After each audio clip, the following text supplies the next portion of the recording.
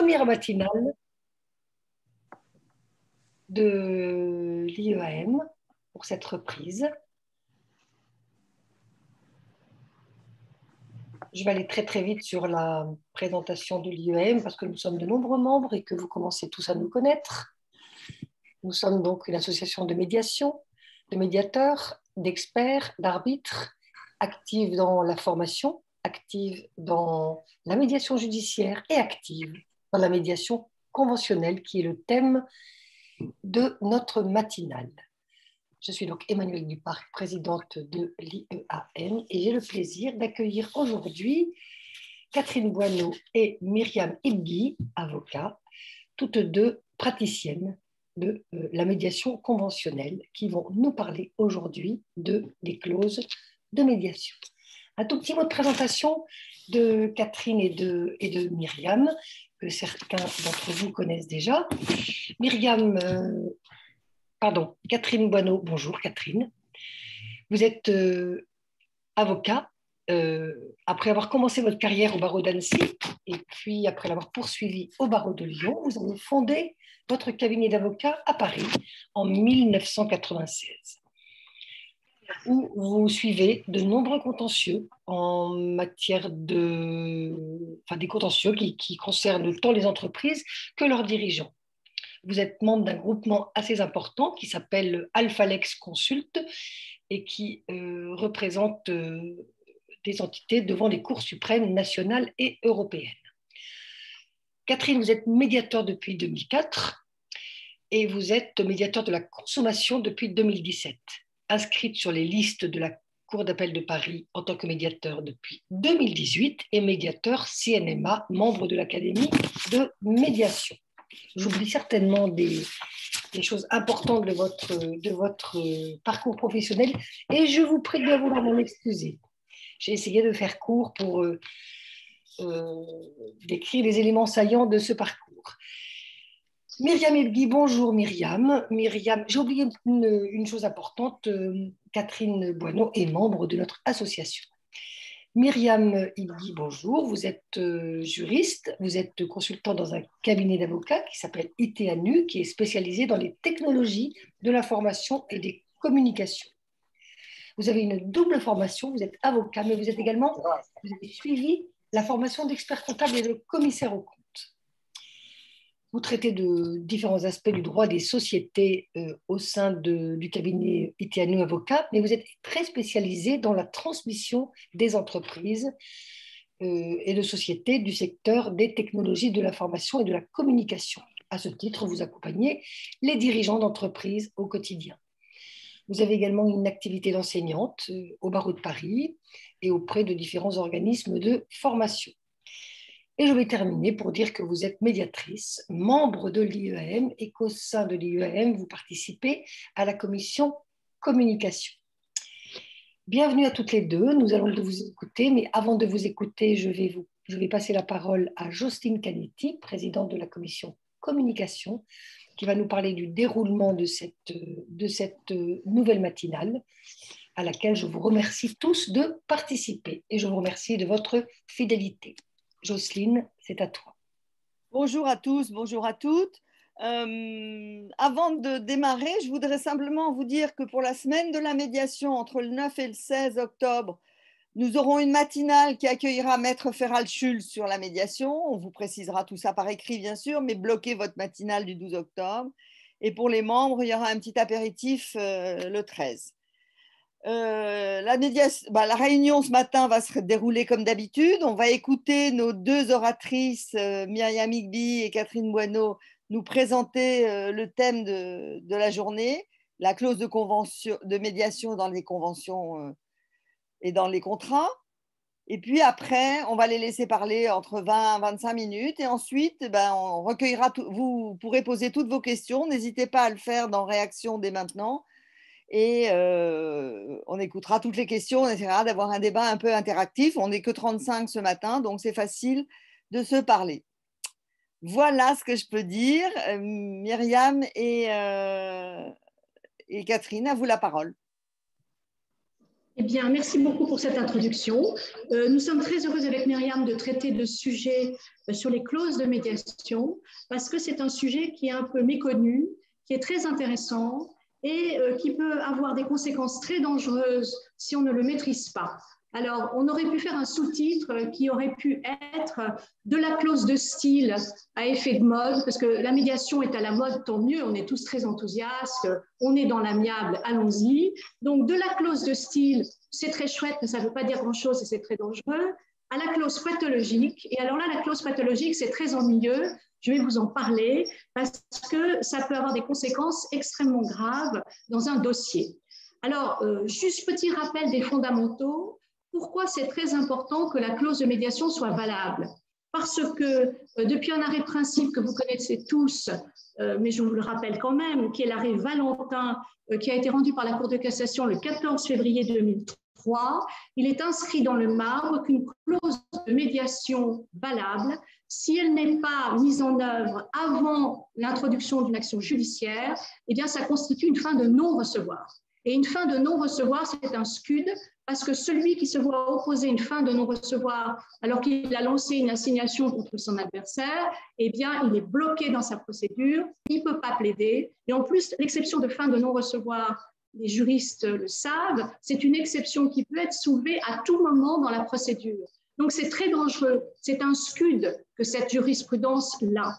Et puis, deuxième observation, et j'aurais fini de vous embêter avec la jurisprudence, il y a eu un arrêt de principe qui s'appelle Momčiković contre Croatie.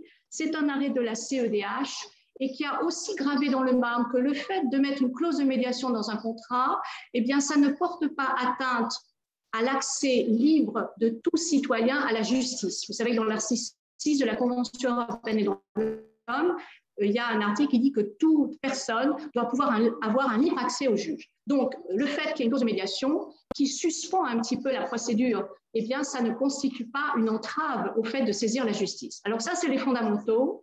Et pourquoi on est dans une situation aujourd'hui qui est assez paradoxale? Parce que nous sommes tous enthousiastes sur la médiation, mais on ne se rend pas vraiment compte encore suffisamment des dangers. Pourquoi il y a des dangers? Eh bien parce que la mode de l'amiable a fait que beaucoup de clauses ont été rédigées un peu sur un coin de table, mal rédigées, mal intitulées. On a des clauses qui s'appellent clauses d'arrangement, on a des clauses qui s'appellent clauses d'arbitrage, mais quand on regarde ce que c'est des clauses de médiation. Donc il y a une confusion déjà dans la dénomination des clauses. Deuxième confusion, une confusion dans le déroulement même du processus. On y reviendra. Et puis pour corser le tout, on a une confusion aujourd'hui parce qu'il y a une divergence d'interprétation sur le problème du contenu de la clause et de sa validité entre les magistrats eux-mêmes, parce que la troisième chambre civile de la Cour de cassation n'est pas tout à fait d'accord avec la chambre commerciale. Donc, ces trois confusions font qu'on pense finalement à ce que disait Russell, qui était un philosophe anglais, qui disait les idiots sont pleins de certitudes, les gens raisonnables sont pleins de doutes. Ce à quoi nous vous invitons aujourd'hui, c'est avoir un doute. Et quand vous allez voir une clause de médiation, que vous soyez susceptible de l'invoquer pour vos clients, que vous soyez susceptible de devoir la rédiger dans un contrat dont vous êtes en charge, le conseil qu'on peut vous donner avec Myriam, c'est de faire très attention et au libellé de la clause, naturellement, on va l'appeler clause de médiation, mais aussi à son contenu, parce que la sanction, c'est une judiciarisation de la médiation.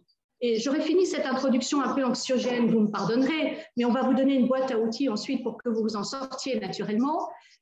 Il y a aujourd'hui un peu une dérive qui fait que dans beaucoup d'affaires où les parties de toute bonne foi voulaient recourir à l'amiable, elles se retrouvent devant un juge pour savoir si oui ou non la clause est valable, pour savoir si oui ou non une des parties peut exciper d'une fin de non-recevoir, et ça contribue à encombrer les juridictions.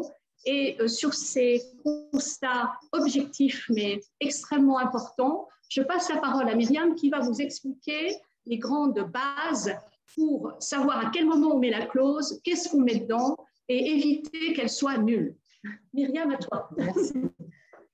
Alors, après effectivement cet exposé, donc on va essayer d'abord de cerner notre sujet. Alors, on est tous là effectivement convaincus de la médiation et de ses bienfaits. Donc, effectivement, les conflits peuvent être prévenus en amont par la médiation. Et ce qu'il est très important de rappeler, c'est que quand on va parler de clause de médiation, on va s'adresser à la médiation conventionnelle uniquement, puisqu'on est dans du conventionnel.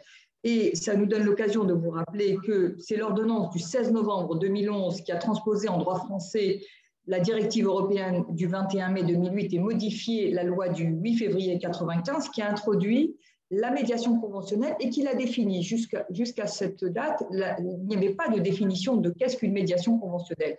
Et comment l'a-t-elle définie? Elle a défini comme suit.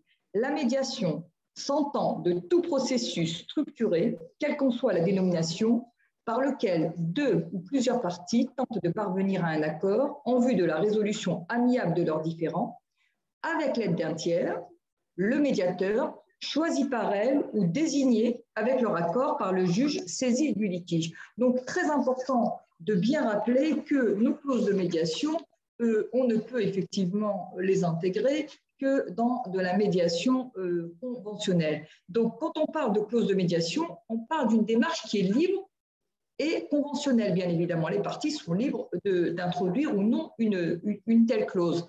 La question qui se pose, c'est à quel moment on va mettre une telle clause? Idéalement et en pratique, c'est quand tout va bien, c'est quand on est en train de nous mettre d'accord sur un accord ou un contrat, on va intégrer une telle clause de médiation. Donc, sur le moment, généralement, c'est celui-ci, mais pas que. On pourrait, en cours de vie, se rendre compte qu'il serait bien de mettre une clause de médiation parce que quelqu'un a fait une formation, parce qu'il a eu lui-même à vivre une médiation personnellement et qui se dit « je veux prévenir dans mes relations au tiers des problématiques » et qui peut demander à intégrer une clause de médiation par la suite dans un accord ou un contrat. Et donc, ça peut se faire si les parties sont d'accord. Voilà. Et alors, par qui elle peut être demandée, cette clause de médiation? Généralement, c'est le rédacteur de l'acte qui va la préconiser. Et le rédacteur de l'acte, c'est souvent l'avocat, le conseil, le juriste d'entreprise, enfin, celui qui va avoir la main sur l'acte. Mais pas que. Parce qu'un avocat peut ne pas être convaincu de connaître la médiation et on peut avoir une partie qui, elle, a vécu une médiation, qui peut dire « moi, j'aimerais bien qu'il y ait une telle clause ». D'où l'importance, et là je m'adresse à nous tous, d'aller évangéliser, je m'excuse d'utiliser ce terme, la médiation, parce que plus elle sera connue, plus les uns et les autres auront envie de proposer de telles clauses dans les contrats. Donc on a besoin de convaincre le plus de personnes autour de nous de l'importance de telles clauses. Alors ensuite, dans quel document? Eh bien, dans quel document? Dans tout document commercial ou civil, on pourrait mettre de telles clauses dans des conditions générales, dans des actes de cession, dans des contrats de vente, dans des pactes d'associés, dans des statuts. Et là, je vais me permettre de laisser la parole à Catherine pour rappeler une jurisprudence intéressante sur les statuts. Voilà, alors je voulais juste faire une petite remarque, c'est que dans le cadre de la confusion que je dénonçais dans mon introduction, le législateur lui-même a fait preuve de confusion puisque au-delà de l'article que Myriam vous a lu, il y a un autre article qui résulte du décret du 20 janvier 2012 qui est l'article 1530 et qui nous dit, et c'est vraiment dommage, la médiation et la conciliation conventionnelle régie par le présent titre s'entendent en application des articles 21 et 21.2 de la loi du 8 février 1995 susmentionnée, de tout processus structuré par lequel deux ou plusieurs parties tentent de parvenir à un accord, etc. Je dénonce cet article comme tous les praticiens de la médiation parce que le législateur a mis dans le même article la médiation et la conciliation. Or, on sait tous que ce n'est pas la même chose et qu'en plus, les gens qui ne connaissent pas très bien les modes alternatifs de résolution des litiges ont beaucoup de mal à distinguer la médiation, où ce sont les parties qui, avec un tiers, essayent de trouver une solution, et la conciliation, où le conciliateur a un rôle beaucoup plus directif et actif. Donc, c'est un problème textuel, mais ça montre à quel point les modes alternatifs de résolution des litiges étaient mal maîtrisés à l'époque. Nous avons évolué, c'était en 2012, par le législateur lui-même. Sur la clause de médiation, j'ai relevé une décision qui est très intéressante, que je vous cite, qui a été rendue par la Cour d'appel de Caen, et on vous donnera toutes les références jurisprudentielles dans le détail sur le site. Et la situation était la suivante, c'était dans des statuts d'une société. Et une partie qui était l'associé majoritaire a voulu introduire une clause de médiation. C'est très utile parce qu'on s'associe, on s'adore, et puis rendez-vous 10 ans après, comme dans la chanson de Bruel, on ne s'entend plus. Et s'il y a une clause de médiation dans les statuts, c'est bien. Et le minoritaire s'opposait à l'introduction de la clause de médiation dans les statuts au cours de la vie sociale, et il disait mais c'est un abus de majorité, c'est pas possible, je m'y oppose. La Cour d'appel de Caen a dit pas du tout, c'est une clause habituelle, et donc c'est à une majorité simple qu'on peut voter l'introduction d'une clause de médiation dans les statuts d'une société. Voilà, donc c'est très libre, et effectivement le moment où on s'associe est le meilleur moment, le terreau pour militer pour l'introduction de la clause. Mais faut-il encore que la clause soit valable? Et je repasse la main à mon amie Myriam. Vous allez voir, je ne vais pas longtemps vous parler, puisque je vais lui repasser très très vite la main. Ce sont sur les limites. Alors, je vous disais préalablement qu'une clause de médiation, on peut la mettre dans tout type de contrat, donc un contrat commercial ou civil, mais il y a quand même des limites. Et notamment, ces limites, ce sont des litiges qui touchent à l'ordre public ou au contrat de consommation. Et là, je vais encore laisser Catherine vous en dire un peu plus.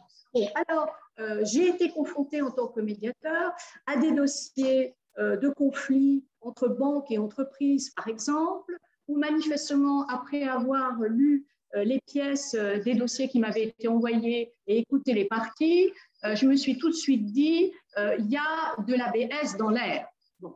Et donc, c'est un vrai sujet, parce que le médiateur est face à une situation où les parties elles-mêmes, parfois, n'ont pas vraiment conscience qu'il y a du pénal.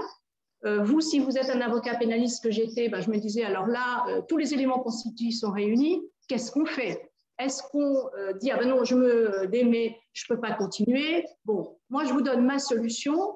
J'ai convoqué en aparté la partie et son avocat qui était susceptible, à mon sens, mais je me trompais peut-être, de se voir ennuyé au titre des éléments constitutifs de l'ABS, et je leur ai dit, écoutez, voilà, il y a un problème, donc si on va dans le détail du détail de cette médiation, ce n'est pas impossible que ce soit soulevé. Donc, le message que je vous passe, c'est d'essayer de trouver une solution. Ou alors, si vraiment le problème devient évident, je serai obligée de me déporter. Alors, vous savez qu'en tant que médiateur, on est tenu à une confidentialité stricte. C'est évident qu'on n'a pas à aller dénoncer quoi que ce soit au titre de l'article 40 aux autorités judiciaires, parce qu'on a vu que dans un dossier, il y avait des choses qui tournaient par rond. Mais c'est vraiment très délicat. Je n'ai pas été souvent confrontée à ce cas-là. Ma deuxième expérience, c'était une médiation où je venais d'être désignée. J'étais très heureuse. Les parties arrivent à la première réunion, l'air extrêmement énervé et défaite. Il y avait eu une perquisition la veille dans le siège social et les filiales d'une des parties. Plus de médiation naturellement, ordre public. Donc, c'est une question très délicate. Deuxième point, mais là, la messe est dite, c'est l'interdiction absolue de mettre dans des contrats de consommation une clause qui obligerait le consommateur à mettre en œuvre une médiation avant de saisir la juridiction. Il y a un article qui désormais existe et il y a eu un arrêt de cassation du 16 mai 2018, c'est ce qu'on appelle les clauses abusives grises, c'est interdit. Donc, pas de clause contraignant un consommateur à aller en médiation. En revanche, vous savez que sur le site de toutes les entreprises qui ont des activités de service ou de production, il doit y avoir une mention que le consommateur qui n'est pas content et qui n'a pas obtenu gain de cause auprès du service client peut s'adresser au médiateur de la consommation. Mais c'est une faculté, ce n'est en aucun cas une obligation. Voilà, donc, on va donc revenir à notre rédaction de cette clause de médiation, donc, avec tous les warnings qu'on vous a mis. Bien, pour rédiger une clause de médiation, il va falloir un petit peu transpirer les uns et les autres. Il faut quand même se dire que la rédaction d'une clause de médiation est très importante et elle doit donc être claire, précise, détaillée et sans ambiguïté. Quand on la rédige, tout va bien, mais il faut toujours avoir en tête que cette clause va être interprétée par la suite.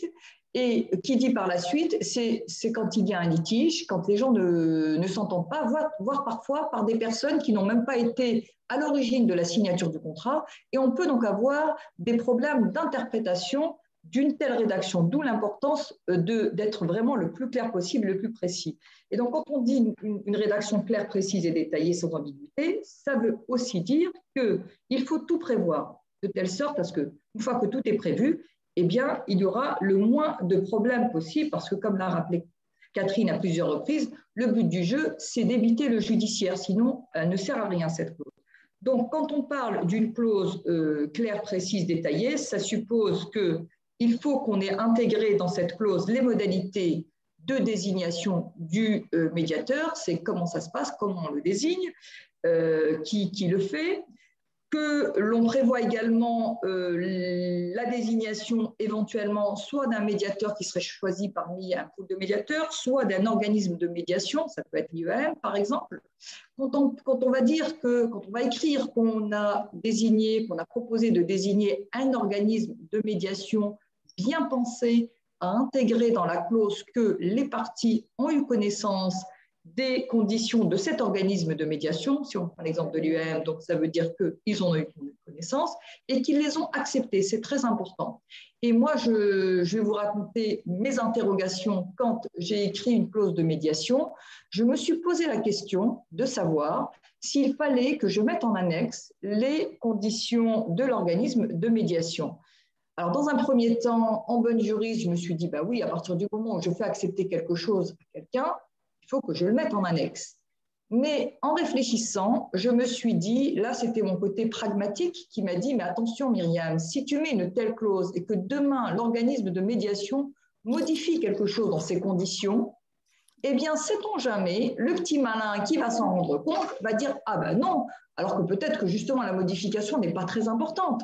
Il va dire, ah ben non, moi, ce ne sont pas des conditions que j'ai acceptées, donc ça ne m'est pas opposable. Et donc, j'ai fait le choix d'indiquer uniquement dans ma clause de médiation, que je sais aujourd'hui n'est pas parfaite, puisque depuis j'ai progressé, et j'avais quand même pas mis l'acceptation des conditions de l'organisme de médiation parce que je m'étais posé cette question. Voilà, donc après, chacun fait comme il le souhaite, mais c'est une question qui se pose. Alors ensuite, sur la rédaction de la clause de médiation, rappelez-vous que la médiation, on le sait tous, elle est entourée de confidentialité. On peut bien évidemment le rappeler dans notre clause. Mais tout ce qui va se passer en pratique dans la mise en jeu de la clause de la médiation n'est pas protégé par la confidentialité. Il faut s'en souvenir, tous les échanges qu'il va y avoir autour, avant de lancer la médiation, pas de confidentialité, donc c'est important. Donc peut-être qu'on pourrait l'écrire, parce que souvent il y a des clauses de confidentialité et autres, mais juste penser à cela, c'est important. Il faut également bien penser à indiquer le délai de désignation du médiateur, parce que les parties, quand ça ne va pas, elles ont besoin d'être assurées sur le délai parce qu'il y a des procédures, il peut y avoir des cas d'urgence. Et donc, bien prévoir les délais de désignation du médiateur, c'est très important. On peut également prévoir que ce délai peut être prorogé si toutes les parties sont d'accord. Mais si ce n'est pas écrit, ce n'est pas grave parce que la liberté des parties par la suite peut s'exercer et ils pourraient décider de le proroger. Pensez également à indiquer le partage des frais, comment on partage les frais. Moi, j'ai tendance à dire que c'est au prorata des parties, mais rien n'empêche, parce que parfois on peut avoir des enfants dans un contrat ou autre, et de dire c'est X% en fonction des parties. Donc, également, le délai de désignation, mais également la durée de la médiation, comme je l'ai dit auparavant, qui devra être indiquée. Et là-dessus, je vais peut-être laisser la parole à Catherine, qui m'avait raconté quelque chose, un cas pratique qu'elle avait eu, et c'est bien, je trouve, de vous le partager. Oui, alors la question de la durée, c'est un vrai sujet, parce que la nature a horreur du vide, et c'est vrai que de mettre dans la clause que la durée de la médiation, ça sera tant de mois, point à la ligne, ça peut amener les parties à ne pas traîner, parce qu'on sait tous en tant que médiateur que déjà, à partir du moment où on est désigné, surtout si on est désigné, par exemple, ce qui est la pire des situations fin juin, où on essaye vainement de mettre au point des réunions en juillet et août, ça ne marche pas, et on se retrouve en septembre où rien n'a été fait, et où déjà le délai, par exemple, si c'est mis 3 mois dans la clause de médiation, va être atteint avant même qu'on ait commencé la médiation. Donc, c'est assez compliqué. À titre personnel, je suis assez favorable de mettre une durée, 3 mois, et puis comme on est dans un mode conventionnel, rien n'empêche de passer un avenant à la clause de médiation si les parties voient que c'est trop court et qu'elles ont envie de trouver une solution pour prolonger. Maintenant, il y a des clauses qui prévoient par avance que la durée pourra être prolongée. Bon, c'est parfois la porte ouverte à des abus, parce qu'on a aussi des parties qui font traîner pour éviter d'aller trop rapidement devant le juge. Donc vraiment, c'est une appréciation qui est personnelle. Ce que je voulais vous rappeler très rapidement, parce qu'on a le cas dans plusieurs dossiers, quand on est en médiation judiciaire, vous savez qu'il y a un délai rigoureux, c'est 3 mois, et ça peut être renouvelé une fois. Bon, ça m'est arrivé dans plusieurs dossiers qu'au bout de 6 mois, ce n'était pas du tout fini, parce qu'on avait recours à un expert comptable qui devait nous valider un certain nombre de documents, etc. Eh bien, à ce moment-là, les parties sont passées en médiation conventionnelle. Donc, on passe de la médiation judiciaire ordonnée par le tribunal à une médiation conventionnelle pour éviter le couperet de la durée. Donc, la durée est un sujet très sensible et il faut y réfléchir et y penser avec les parties quand on est en train de rédiger la clause, compte tenu évidemment de la nature du litige. Il y a des litiges dont on sait qu'ils vont être compliqués. Si vous avez une entreprise avec beaucoup de filiales, avec des problèmes financiers, on sait très bien que ça ne va pas être si facile que ça de trouver une solution. Si c'est un problème banal de querelle pour une infiltration d'eau, on peut trouver une solution assez rapidement si on se met d'accord sur un expert. Bon, tous les cas sont différents. Voilà, Myriam, là-dessus sur la durée. Merci. Alors après, une fois qu'on a donc rédigé notre clause, c'est où est-ce qu'on intègre dans le contrat. Alors, il vaut mieux quand même qu'elle soit accessible et facile, qu'on la trouve facilement. Donc, dans la géographie du contrat, il nous semble que là où les praticiens le font toujours, elle est très souvent mise au niveau de la compétence juridictionnelle. Mais attention, il arrive parfois qu'on n'ait pas prévu une clause de médiation à ce niveau-là, ou qu'elle soit peut-être logée ailleurs, mais que seulement une partie du contrat soit soumise à une médiation. Ça peut être le cas, par exemple, d'un complément de prix ou autre, où vous pourriez avoir dans un article une procédure de médiation, alors que dans le reste du contrat, vous ne verrez pas la médiation. Donc, bien être attentive à aller la chercher. Mais si vous êtes le rédacteur, enfin, moi je suis pour que quand on écrit un contrat, soit toujours le plus clair et le plus facile, c'est dans la compétence juridictionnelle, quitte à la rappeler, même si elle ne porte que sur un petit point, de dire attention qu'il y a une médiation à un article pour seulement ce point-là. Voilà, donc ça c'est important.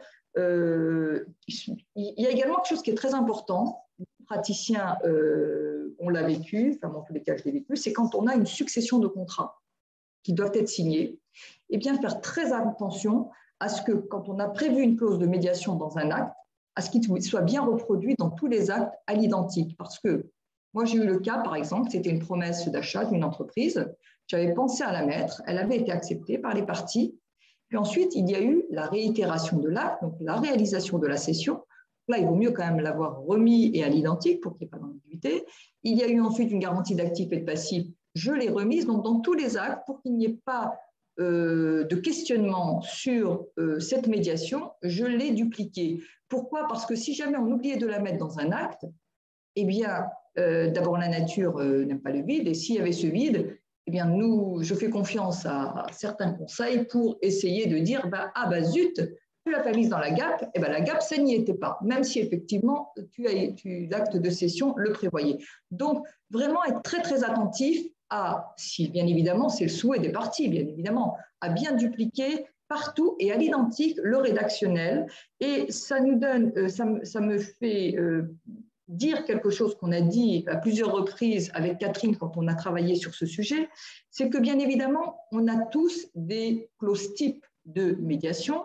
D'ailleurs, l'IEM va proposer, puisqu'on va travailler sur une clause un peu plus élaborée que l'IEM a proposée, mais les rédacteurs ont une responsabilité et il faudra au cas par cas penser à amender quand il le faut cette clause. Ce n'est pas parce qu'on propose une clause type qu'elle est valable pour tout le monde. Donc voilà, donc le sur-mesure, c'est très important. Il faut y penser quand on est des praticiens du droit. Alors ensuite, la question qui se pose, c'est quand on a introduit cette clause de médiation, quelle est sa portée? À qui elle s'applique? Alors bon, effectivement, d'abord, tous ceux qui ont signé le contrat. Quand ils ont signé le contrat, les parties sont tenues par la clause. Mais on peut avoir une tierce personne.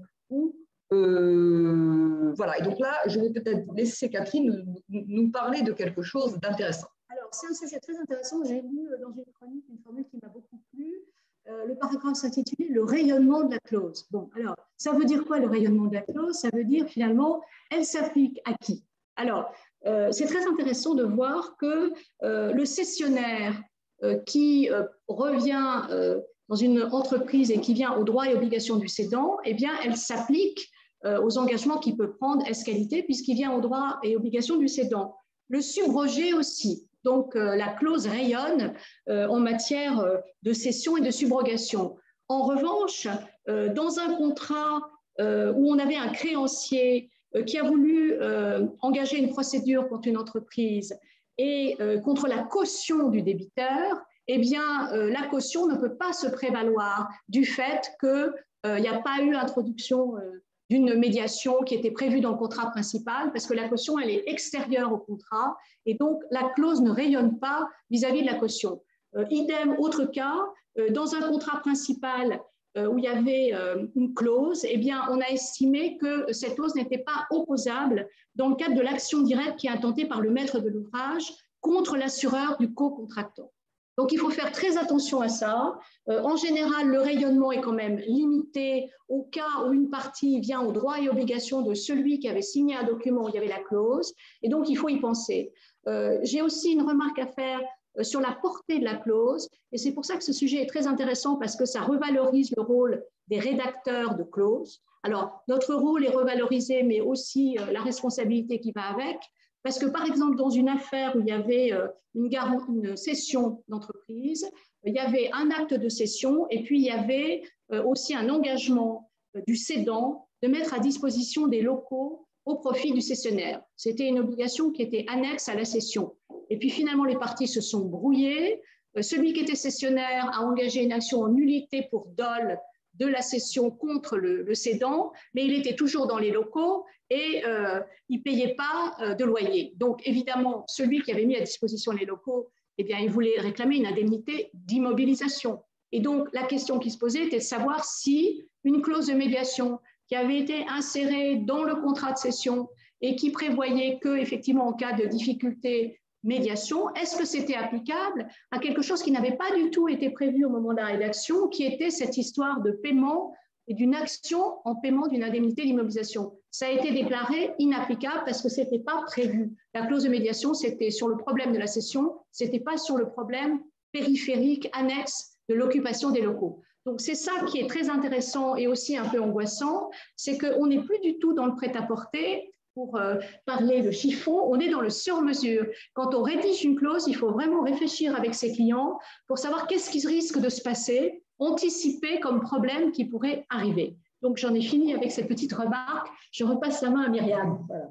Alors après, effectivement, donc on a rédigé notre clause. Si on n'a pas prévu dans notre contrat, être en fin, je dirais, si le contrat est réalisé. Et voilà. Mais souvent, il y a des contrats qui sont réalisés, mais il peut se passer quelque chose après. Donc, bien prévoir dans le contrat que certaines clauses survivront au contrat, et notamment, c'est souvent les clauses de confidentialité auxquelles on pense, mais également penser à la clause de médiation, de dire que l'article sur la clause de médiation, comme l'article sur la confidentialité, comme un autre article, je ne sais lequel, ça dépendra de l'acte, ben, il va survivre au contrat parce qu'il y aura peut-être une problématique alors que la réalisation du contrat est faite et que le contrat, on va dire, est bouclé et fini. Donc, bien penser à cette survivance, je dirais, de cette clause de médiation. Voilà. Donc là, on a essayé de vous donner cette boîte à outils pour vous aider, on va dire, à réfléchir quand vous aurez à rédiger votre clause de médiation. Et pour illustrer encore plus ce propos, on vous a déjà donné un peu de jurisprudence. On va peut-être un peu compléter. Je ne sais pas si Catherine a envie. Moi, je voudrais qu'on passe aux questions-réponses parce que on va continuer à travers les questions-réponses. Alors, je voudrais juste souligner que pour la résiliation d'un contrat où il y a une clause de médiation, c'est prévu par les textes parce qu'il y a un article 1230 du Code civil qui dit que la résolution n'affecte ni les clauses relatives au règlement différent, ni celles qui sont destinées à produire effet en cas de résolution, comme les clauses de confidentialité. Et en cas de nullité du contrat, il y a aussi de la jurisprudence qui indique que la clause demeure valable. Ce sur quoi je voulais insister pour en finir, c'est qu'il ne faut pas que la clause invoque de manière incantatoire le souhait des parties de recourir à la médiation, parce que ce n'est pas valable. Il faut que ce soit une clause qui soit directive, opérationnelle. Voilà, ça c'est très important. Et je voulais dire enfin que les clauses de médiation ne peuvent pas s'opposer à ce qu'une partie qui est dans l'urgence engage un référé si elle prouve que s'il y a urgence et qu'il y a des droits qui sont en péril. C'est très important. Elle peut aussi présenter une requête pour faire désigner, par exemple, un administrateur provisoire s'il y a urgence et que l'intérêt de l'entreprise est en péril. Il y a plein de jurisprudence là-dessus. Et la clause de médiation ne peut pas non plus être opposée quand il y a une voie d'exécution en cours. Hein, c'est très important, c'est une exception à l'application des clauses de médiation. J'en ai fini sur ces points. Voilà, merci Jocelyne de nous avoir rappelé qu'il fallait qu'on s'arrête. Tu as bien raison, donc allons-y pour les questions. Il y a une question sur le rayonnement de Philippe Trémin. Alors, est-ce que Amaury pourrait peut-être donner la parole à tout le monde, oui. La parole à Philippe Trémin pour que Philippe puisse poser la question? Oui, Philippe, vous pouvez réactiver votre micro, hein, si vous voulez. Oui, bonjour.